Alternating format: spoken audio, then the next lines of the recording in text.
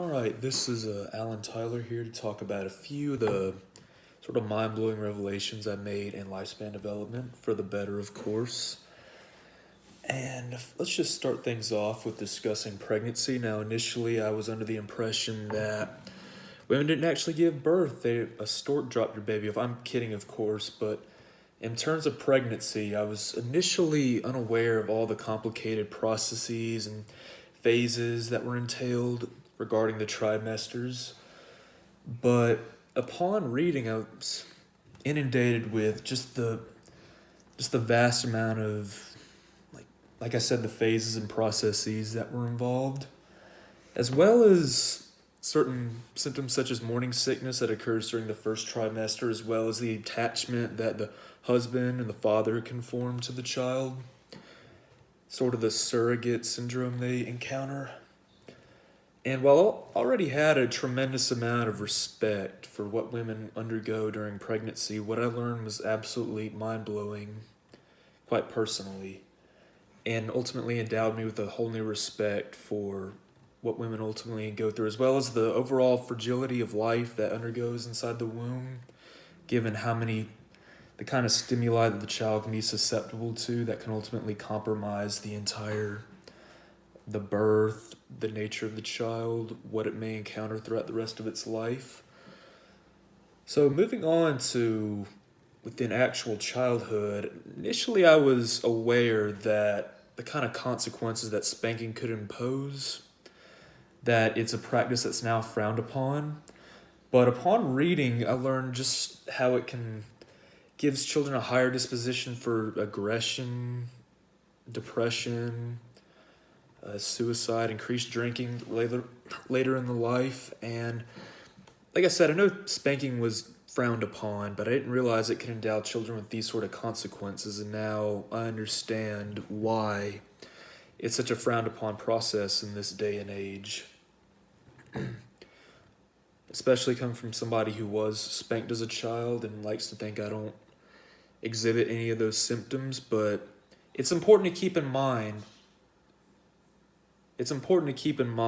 that whenever you become a child, not to expose your children to spanking or any other corporal punishment as a sort. Instead, you sign timeouts, just non-physical punishment overall. And speaking of children, I was initially unaware that having a child could weaken a marriage. I was under the impression that it strengthens it from today's day and age and the kind of problems it can pose later in life. Because I've been fortunate enough to have parents who have been together over the course of 25 years after having two children, so I never had to be a first-hand witness to anything of the sort, but upon reading this ultimately endowed me with a new perspective on it as a whole. Be mindful of what other children may go through and overall what to expect if I were to have a child, the kind of trials and tribulations that parents are subject to, and how to overcome them for the better. And while we're still on the topic of children, something interesting I learned was that mothers do have a tendency, a proclivity of sorts, to pick out a favorite child.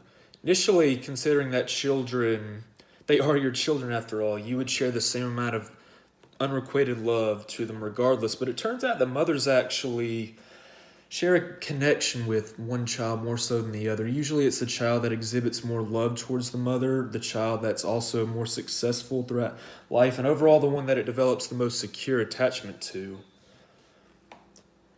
And I'd like to think I'm the favorite. I'm probably not, but like I said, it just gives me a whole new perspective on this.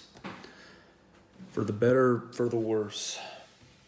Something that'll hopefully, it's not of a huge consequence, but it's something that I can hopefully shake, considering that regardless of if you're your mother's favorite child, you should still love her regardless. And finally, we're going to skip ahead to emerging adulthood, where I learned probably the most crucial element throughout the chapter, which is that at the tender age of 21, I was under the impression that you're supposed to have your life in order, that you should be independent, have your life figured out, have a future secured already. But I've learned that this is actually pretty characteristic of what to expect from emerging adulthood. Erickson's concept of identity versus role confusion is pretty definitive of the entire phase.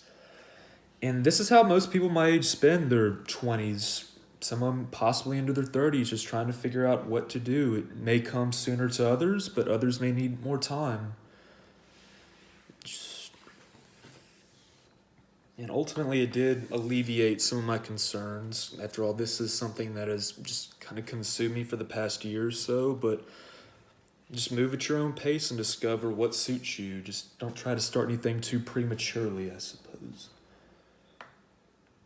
And as for some final thoughts regarding all 5 of these concepts, it's very liberating to discover the truth about them, particularly the last one. As I said, it's something that's just consumed me for the past year or so, year and a half even, but now it's something that can be considered pretty characteristic of somebody my age, and it's very liberating, as I said.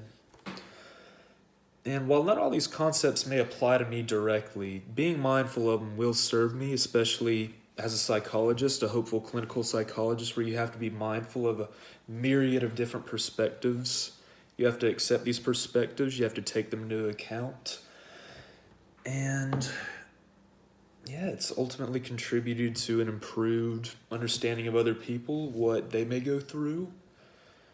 And overall, this class has been just a very, very liberating, very influential experience that'll serve me well throughout the rest of my career, hopefully. Thank you, Dr. Reiser.